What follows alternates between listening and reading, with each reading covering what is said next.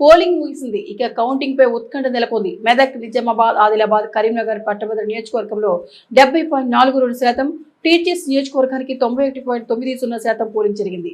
Polling సమయం 4 గంటల వరకే ఉన్న నిర్ణీత సమయంలో వచ్చిన వారికి ఓటు వేసే అవకాశం కల్పించారు ఎన్నికల అధికారులు. పట్టభద్రుల ఎమ్మెల్సీ ఎన్నికల పోలింగ్ లో అత్యధికంగా కామారెడ్డి జిల్లాలో 78%, అతి తక్కువ కరీంనగర్ జిల్లాలో 64% పోలింగ్ నమోదైంది. మెదక్, నిజామాబాద్, ఆదిలాబాద్, కరీంనగర్, పట్టభద్ర నియోజకవర్గంలో 70.42% ఓటింగ్ నమోదైంది. మొత్తం ఓటర్లు 3,55,159 మందిలో 2,50,106 మంది ఓటు వేశారు. ఉపాధ్యాయ నియోజకవర్గంలో 91.90% ఓటింగ్ నమోదైంది.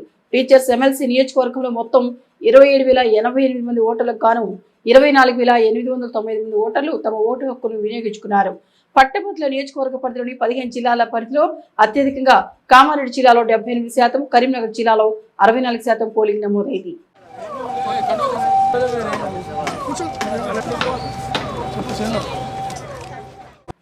మెదక్, నిజామాబాద్, ఆదిలాబాద్, కరీంనగర్, పట్టభద్రుల నియోజకవర్గ పరిధిలోని కరీంనగర్ జిల్లాలో 64.64% ఓటింగ్ నమోదైంది. 15 జిల్లాల్లో పర్సంటేజ్ తక్కువగా అయినప్పటికీ ఇతర అన్ని జిల్లాల కంటే ఎక్కువగా ఇక్కడే ఓటింగ్ జరిగింది. కరీంనగర్ జిల్లాలో 46,247 మంది ఓట్లు వేయగా సిద్దిపేట జిల్లాలో 23,736, నిజామాబాద్ జిల్లాలో 24,388 ఓట్లు పడ్డాయి. కరీంనగర్ ఉమ్మడి జిల్లాలో 2019లో జరిగిన ఎమ్మెల్సీ ఎన్నికలతో పోల్చితే కొంత ఓటింగ్ శాతం పెరిగింది. గత ఎన్నికల్లో 58.60% ఓటింగ్ జరగగా తాజాగా 67.20% నమోదైంది. 8.51% పెరిగింది. ఉపాధ్యాయ ఎమ్మెల్సీ నియోజకవర్గంలో 8.14% ఎక్కువగా పోలింగ్ జరిగింది. మహాశివరాత్రి జాగారం వల్ల మహిళా ఓట్లు తక్కువగా నమోదైనట్టు తెలుస్తోంది.